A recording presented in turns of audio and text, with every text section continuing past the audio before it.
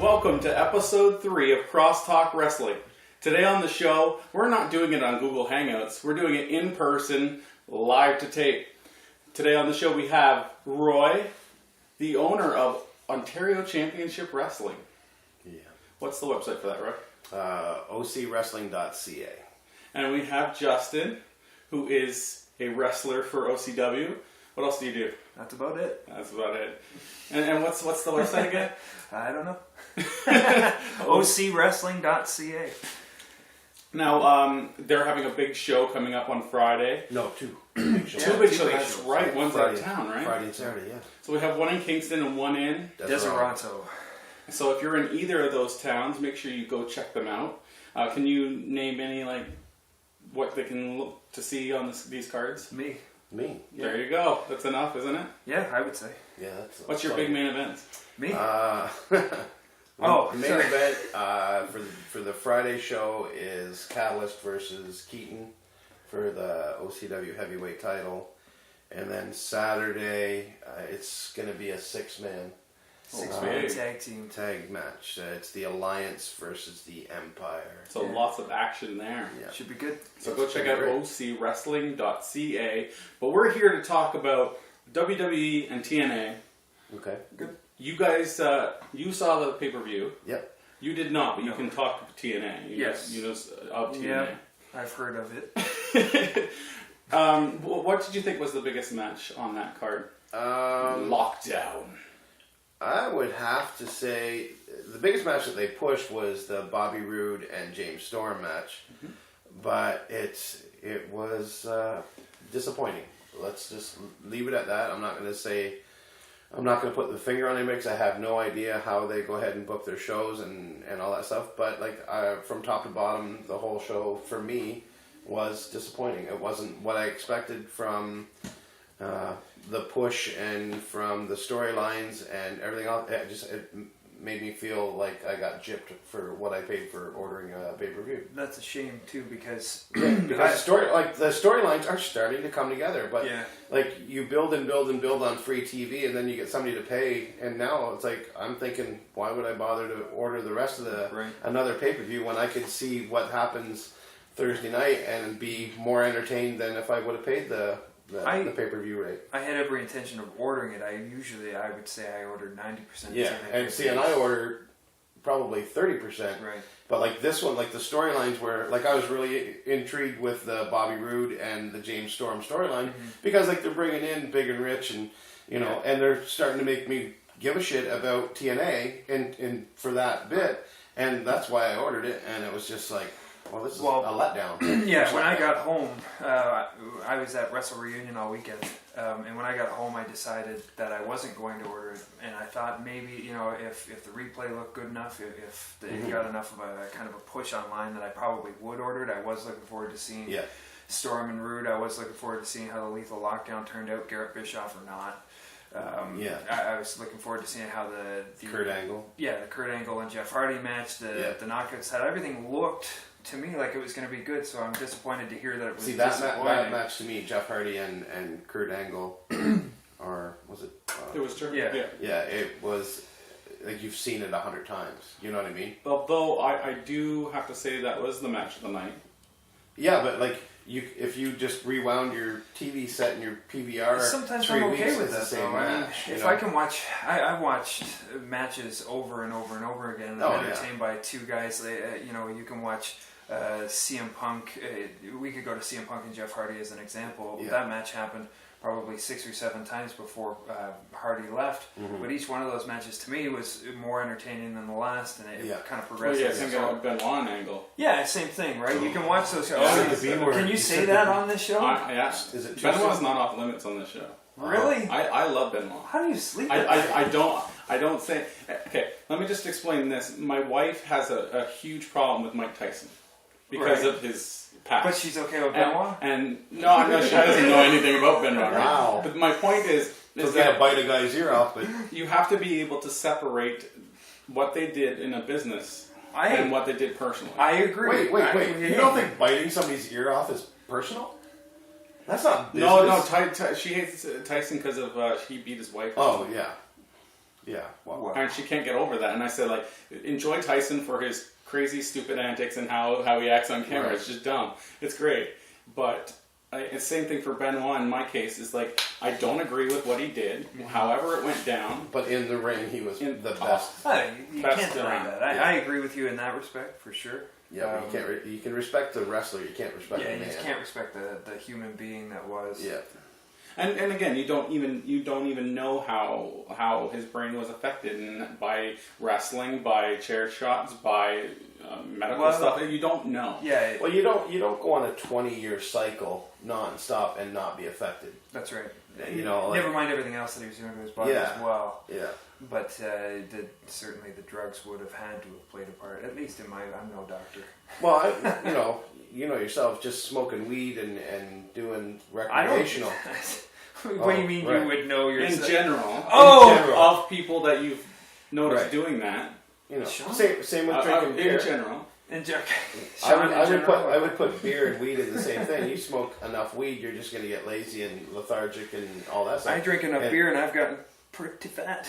Yeah, I was going to say, like, The Rock's chin sticking out real far now. That's the house Molson built, ladies and I don't gentlemen. even know how that is. But let's get Yeah, back to Mr. Salad. let's get back to TNA. Okay. And the Kurt Angle Jeff Hardy, in my opinion, was the best match of the night. It was a lot of the Jeff Hardy Kurt Angle stuff that you've seen before. Yeah. But it was I'm not saying it wasn't entertaining, but it's just, in a pay-per-view where you're rebuilding, you think you'd pull out more of the stops and to draw more people to come back to I it. read online, and I don't know if this is the case or not. It tapes tonight. This is being taped Tuesday, so whether or not it hits the air Tuesday or Wednesday, and TNA's TV tapings may already be out there, but apparently there's supposed to be some kind of a big announcement from Dixie Carter tonight as to the direction of where the company is going. Six-sided... No. Maybe, No. I don't know. They've got Pritchard back. Bischoff's off TV, so. but he's working backstage still. You've got Carter looking at the ratings tanking week after week, and that's something that I had the opportunity to talk to a couple of guys that were in TNA currently and how they felt about that over the weekend as well. Mm-hmm. And it wasn't something that I brought up to them. It was something that they brought up to me and how I felt about the TV shows, which was kind of interesting to have as well. But I'm interested to see what that... I mean, we've been promised by Dixie Carter a million times, a million Half different... of those things are like work. So is it going to be a work, or is it going to be like a shoot thing? Is it actually going to be I don't know a new why direction? she keeps casting it out and reeling me, and I'm like, oh, fuck, this could be cool. This is Who it. knows? This is the one. Yeah, I this is loved gonna be when the she big was on one. Twitter and it was all Work. all work. Yeah. I always get them mixed up. Working a shoot, so to see. So, No, I just like to get worked, obviously. but now that she was in the limelight, it's all. You think it's all work? Yeah. You think so? I don't know. I'm not so sure. I They could just get work right switched. in. Stranger things have happened. They just switched. They put Hogan in charge. Like, what more can she announce? That's what I don't get about TNA too. So Hogan does the dirtiest thing he possibly can. He steals the company out from underneath her, and then Dixie Carter 1 year later goes, "Please, Hulk Hogan, please save my company. Here it is again." And then next they're gonna put Bobby Roode in charge. Yeah, it's gonna be. Oh yeah, sure. You know how to take control of a situation, knock somebody around when they need it. It's just silly. But yeah, the event altogether, it was a letdown. Yeah, I would say that because like a lot of the matches were just. And the sad part is that and we've sat and discussed this many times where you couldn't sit through a whole episode of TNA without being here we go again, same shit, different night. Yeah, for me. Then all of a sudden they got on track a little bit with different storylines and different gimmicks and different characters. More recently, and you're like, this could be interesting. Let's see how this pans out. And like they hooked me for a couple of months. Yeah. And I'm finally like, okay, well, I'm going to order this pay-per-view, and it was just like, well, here we go again. I just blew, next time I'm thinking about ordering a TNA pay-per-view, I'm just going to drive down Bath Road, roll down my window, and throw $40 out the window and see what happens. You were at Melanie Avenue. I'd get more. Avenue, throw it out. But you're you talking won't about Kingston, Ontario, where we're Yeah. from. But we get more action on it. If I threw $40 out in Bath Road, right at a bus stop, we're going to get some action. I live on Bath Road, so I'll be there. And you'll stop a truck. Or deflect it for your wife, anyways. No, too many of those pay-per-views, too many of those TV tapings were just so boring. and just like you were saying, and I wish they could go back to the old days, back when they were doing weekly pay-per-views. Those were entertaining. I don't think they have to go back to the old days. I think they have to go back to the older methods and go with what works. And like, I know you throw shit against the wall and see what sticks and go with that, but I think one of the things that they should be doing from back in the day is they would tell the whole story, and they would draw it out over the course of the whole 3 months, and then when it led to the pay-per-view, that's when you got the culmination of the whole 3-month story, and they could take time. Now with monthly pay-per-views, instead of 3 months, they have 3-4 weeks. Yeah, and I find WWE, especially now that they've got the gimmick pay-per-views, especially their stories don't naturally arc anymore, because all of a sudden they'll find themselves at the Elimination Chamber pay-per-view, and you've got two guys who have worked maybe once, or maybe Elimination Chamber is a bad example, but like a Hell in a Cell pay-per-view, for instance, or Over the Limit where it's submissions or whatever. Maybe the TNA or WWE needs to do something a little bit more radical. Instead of throwing a big bomb pay-per-view on there, make a couple of the storylines and then put one of the pay-per-views and focus it just on the tag teams, or focus it just on what tag team. I find build something. You know what I mean? Yeah, but I think what would appear radical now is if we watched a pay-per-view that was like a pay-per-view from the mid '90s. Something where you're right. There's clear divisions. Yeah. There's a mid card, there's an undercard, there's a main event. Yeah. But each has its own story, and each. Yeah, but here's the thing. WWE is trying to build stars by jamming them down your throat, right? And as opposed to building those stars, let those guys come out and start off the undercard and the preliminary matches on the pay-per-views and build their way and get some heat or get some exposure and all that stuff and build them. But they need to control every fucking. Well, then then maybe they should go out without the FCW and build within crap and start bringing in more indie mold into their way. Like, there's plenty of guys in the indie scene right now that deserve some sort of a deal, some sort of shot. Because if Snooki can headline a fucking WrestleMania, then surely to God, some guys around our area could get. Oh, sure. I mean, you could shot. A laundry list of guys you could. Well, I think Triple H understands that. I think he does, but I don't think. I don't think he's got the clout yet. I don't think he's got the clout yet.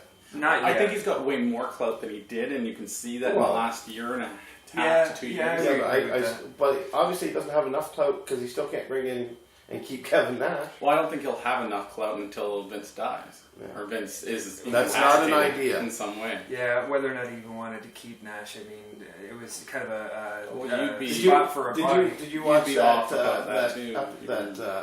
interview that Nash did while having lunch? Yeah.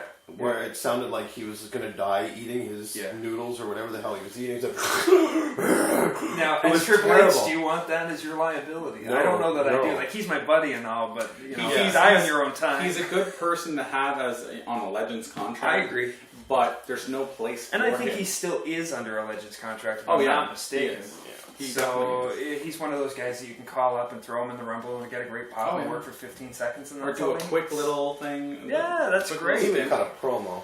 But he's still. That's why I enjoy Duggan so much still, because he pops up every so often. He comes out, does his thing. Exactly. Slaughter, same thing. He comes out, does his thing. I enjoy it for the 15 minutes that I see it, and then it's gone for another year. Well, let's go into WWE and Raw. Have you both watched that? I watched Raw this afternoon. Let's talk about the biggest topic, and that's Brock Lesnar and Cena. Like, how do you think this angle is getting over? For me, we'll go back to not last week's Raw, the Raw before that, the Raw after WrestleMania.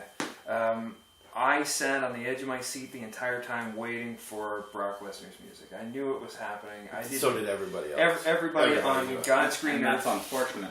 I don't think so. And I ordinarily I would tend to agree with you. I think the anticipation of, is he actually there? Like, you knew he was there, but just waiting for that music to hit, and then when the crowd went absolutely, completely mental for him, came out, did the F5 great. The following week on Raw, I felt it was too much Brock Lesnar way too soon. Instead of him opening it up like that, just the backstabbing at the end would have been better for you? For me, it should have ended at the brawl at the start. Yeah. Once he spiffed Cena, opened him up, done. That is Brock Lesnar. That's all the memory of Brock Lesnar you need. Yeah, then this week, that sit-down interview that they did with him was fucking dynamite. It was beautiful. It was. It was awesome. So if I could take it... Well, what do you think their job was to do then? I'm just playing interviewer here. Yeah. What do you think they're What do you think they're going to do with Lesnar to get him over as a bigger heel? They don't need to. Yeah, they don't need to. I disagree. No, because the if more you're you like expose Brock Lesnar today and Brock Lesnar 7 years ago are two different guys. Of course, they're hoping to get him off of his UFC. Like the people that that were watching him in the UFC know that he's an egotistical asshole. Well, like here's the thing. Like, I don't think he's doing. What was his record in UFC?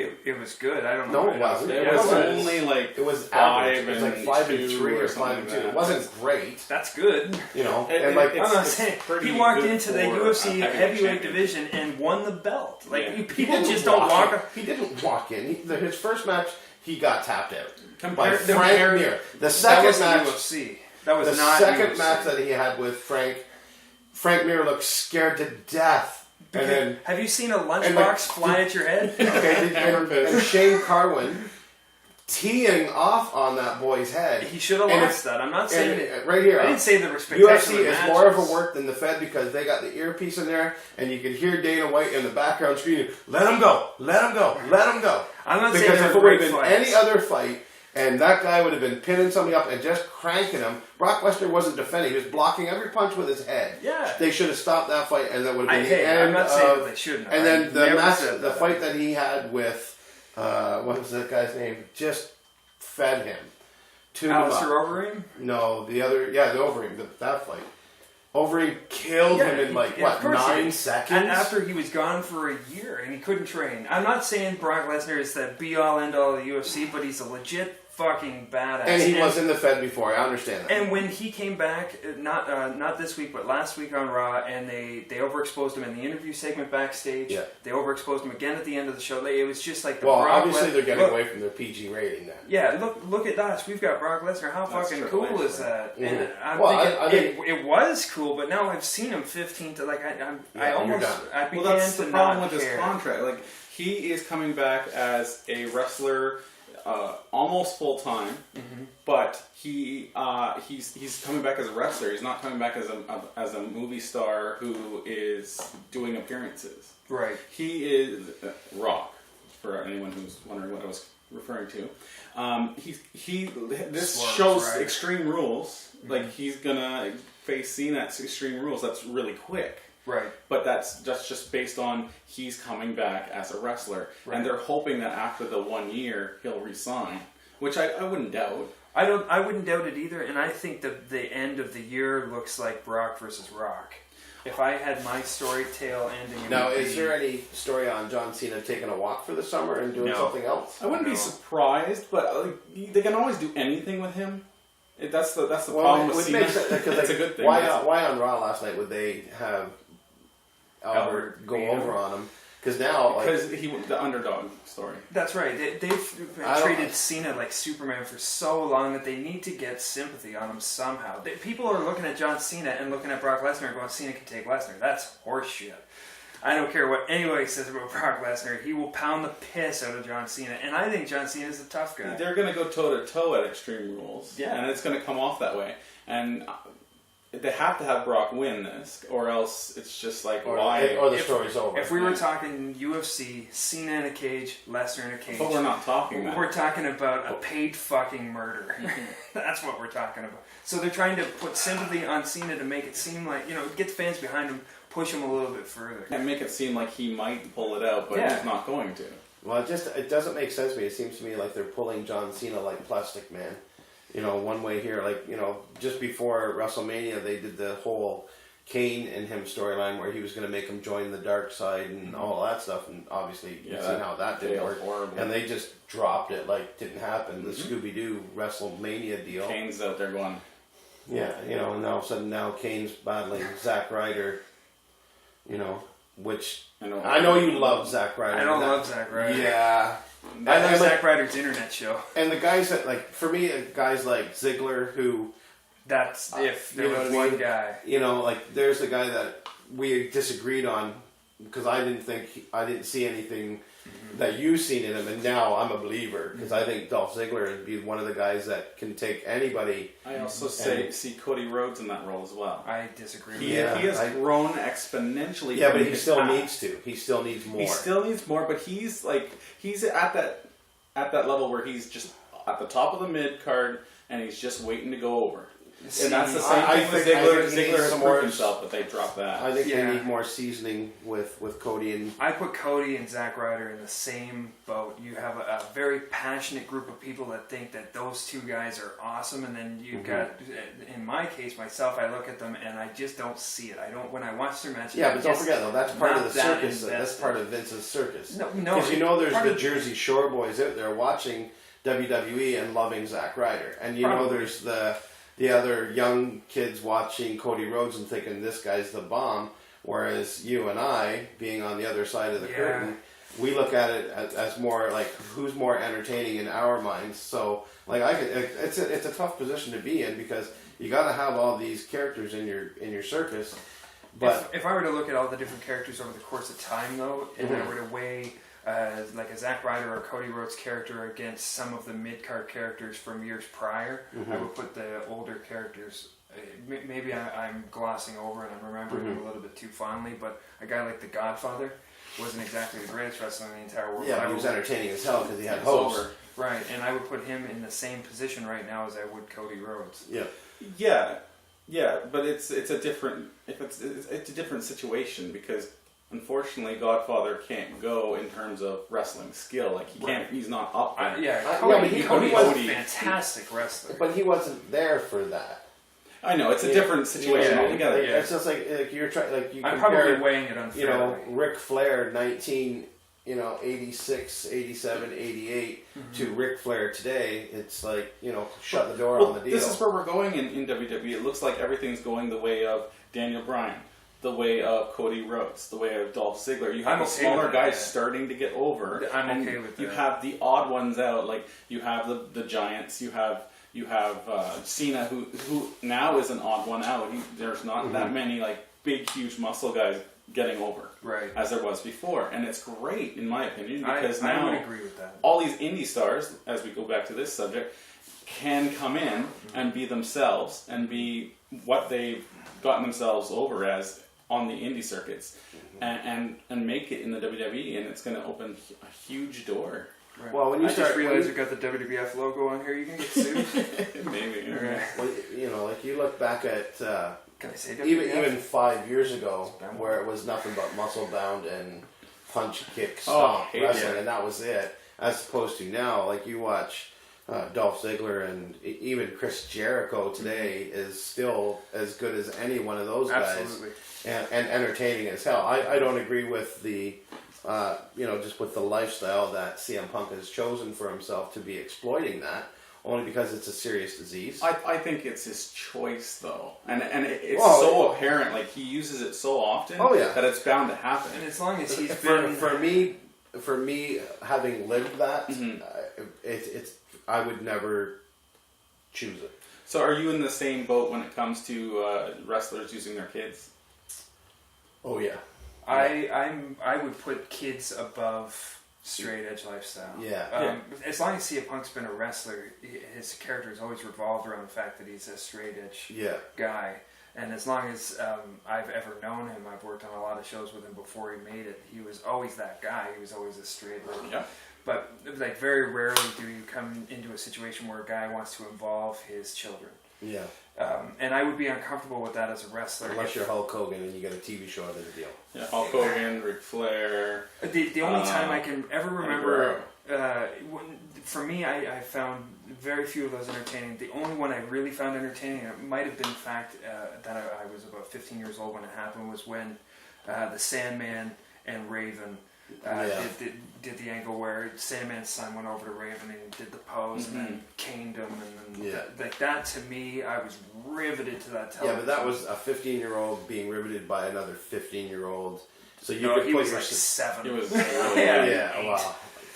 But you were I was also a riveted, different age. Yeah, I was riveted by just the storytelling. And don't forget that son would turn on his that was father. new. That was Oh, new it was, too. it was like kicking down the fourth. Yeah. Never mind knocking it over. It was like kick it down, burn it. Yeah.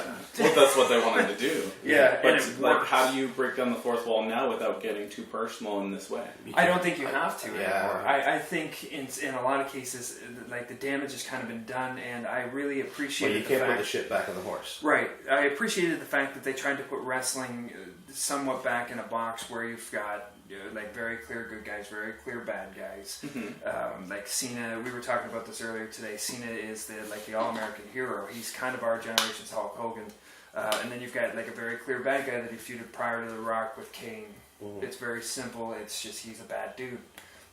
Kind of creepy. That's it. Like there's nothing else to it. If you wanted to break down the fourth wall there, it would be difficult, and I don't think it's necessary. Breaking down the fourth wall would be Rock and Cena. People were riveted to those promos because it seemed like they got a little And bit then let down. And I believe they did. They were poking the bear. You thought that was a letdown in the didn't. match? Oh, no. Okay, here's the way I see it. I understand Rock's a movie star, but they've been pimping this for a year.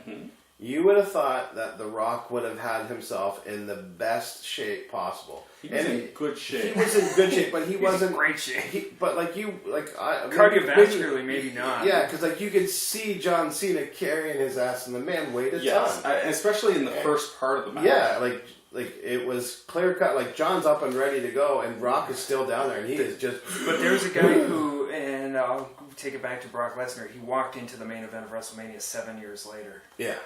Like Yeah.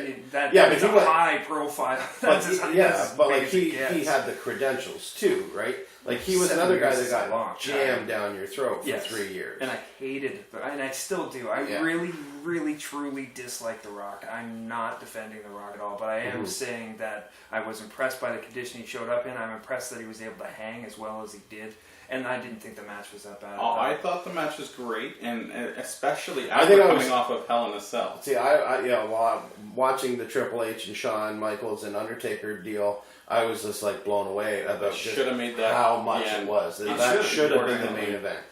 You know, like but for me, it's The Rock, it's Miami, it's It his has big to be, return yeah, to the and main like, event. and to finish it the way they did was like everybody Yeah. pretty much. You knew. felt the wind coming out of the sails of The Rock weeks before they got to Mania. Yeah. So, Well, So that's you why knew. you thought that would have been the best time to have Brock Lesnar come out at the end of Mania. I agree. But there's a lot of people who disagree with that, like Kyle, who was on the show before this. They put Brock Lesnar in disagrees front of with more that. eyeballs on Raw. By no stretch of the imagination did nearly as many people order WrestleMania as they did. You watch still get Raw. the same. You get more people watching Raw afterwards, though. Yeah.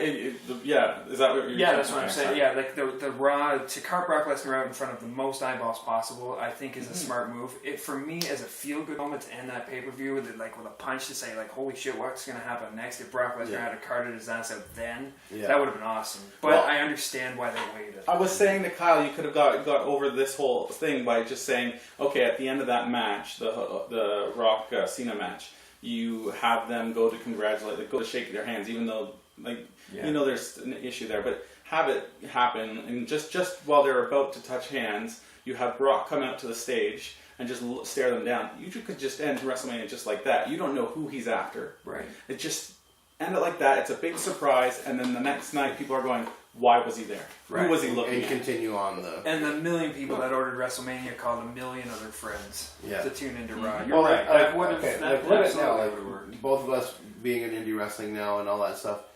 You know, you hear from you're trying to sell a ticket or poster or whatever, and you hear the same thing. Oh, I was a big fan when the Stone Cold and the Rock and Brock and all those guys were around, and now they're all back to a certain extent, and Some of them are coming back, and for now they're sure. coming back for Stone sure. Cold just said he can go 2 more matches. Yeah. Well, he said last year that he probably has 2 full years left in his body if he really wanted to push himself to do it. Yeah, but don't forget though, his acting career is tanking like a fucking Titanic. And I think it'll be smart for him to do it just like The Rock, where he just does both. And then he would be smart. Like now that he sees that Lesnar signed this contract, now that he sees that Rock signed his contract, I tell you right that's now, perfect. if Stone Cold signs on for a match at WrestleMania, you could back a dump truck of money out to Vince McMahon's house. Guaranteed it's going to happen, and I'm predicting WrestleMania 30. No, who does Stone Cold want to work? CM Punk. Everyone wants him to work CM Punk. He's put Punk over in so many different interviews to say if he was going to come back for anybody, it was going to be him. No, didn't Taker want Lesnar last year? Yes, and I think that's going to happen WrestleMania. Or was that a 30. work? No, I think know. that's I going to didn't happen follow at SummerSlam this year. I don't You think so? Now, they're not going to waste it on SummerSlam when they can put him with the streak. No, I think here's the thing. It's about dollars and cents. What's their weakest buy in the summer? And that's the one they're going to put the headline on. You have to think it like this. You got to think. They're not going to put a waste a marquee matchup like that on over the edge. No, I'm not saying that. But what's the weakest one? That would be your smartest. What's your weakest one that you don't get the buy? It's all about money. You're gonna get the Rock getting okay. By then, Brock's going to be overexposed. Brock's going to win the title. He's overexposed now. He's been on twice. Yeah. Brock's going to win the title at SummerSlam. Brock's going to start the card with the Rock. See, I have Brock winning the title at Rumble. I go Brock winning the title at Rumble and Rock winning the Rumble. I think it'd be smarter to have a bigger time where he's just champion for all that time. No, I can't. And mouthing through people? Yep. Yeah, I don't think they're going to do that. You know what? They don't need 6 months for him to mouth through people. In 3 months, he can mouth through, 50 people? They don't, but it works. Yeah, well, of course, but they don't have the discipline to be able to do. Look, they didn't have the discipline to do a whole year build. They announced it a year ago. They didn't build it for 7 of those months or 8 of those months. Yeah. He would cart the Rock out because he's in town. But this is a different situation because Brock is going to be there 2 out of 4 Raws. I don't think they've got the discipline to be able to carry Brock as the champion from SummerSlam to WrestleMania and maintain interest in Brock. I don't see that. They don't have the bodies. Because the contract ends at WrestleMania, he's going to go until then. Like they're going to think of a there's no doubt that he's going to go into WrestleMania as the champ and then job out to whoever, unless he signs a new contract. And he may, and nobody has to say that it's going to be another year. He might sign for another month or 2. Yeah. Oh yeah. Or they might, like they said in the contract when I was reading the details that they posted online, that it has the ability to have the dates renegotiated mid-contract. So they might burn up 50 of these dates that he signed on for. He signed on for 110.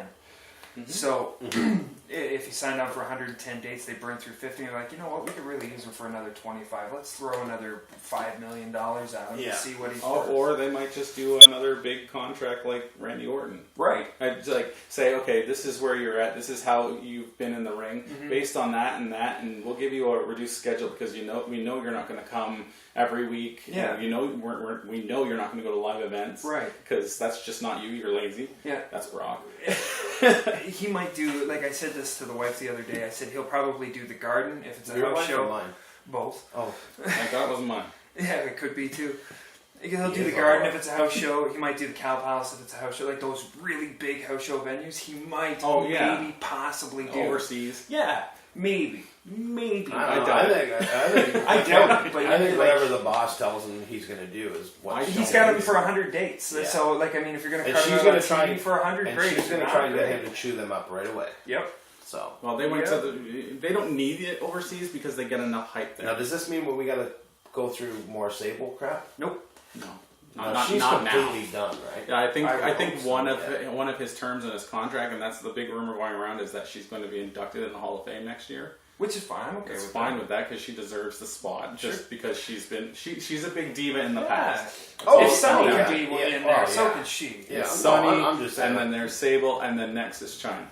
And I think China will get a spot eventually. So that means Mark Merrow should be in the Hall of Fame. No, yes. not yet. Mark Merrow in the celebrity wing. Not until he does. All right, on that mark, we're going to end this because we went really long, but that's great. This was awesome. That's what she said. You said Mark. I was talking about Merrow. Ooh, what a Mark. All right, this is Crosstalk Wrestling, and these guys are from ocwrestling.ca. You're not. No. Big events coming up Friday and Saturday. That's right. Deseronto, Kingston. Just go to the website. You'll find out all the information there. Yeah. Go to ocwrestling.ca. Thank you, and we'll see you next week, and we'll have these guys on again. Peace out. Here comes Rick.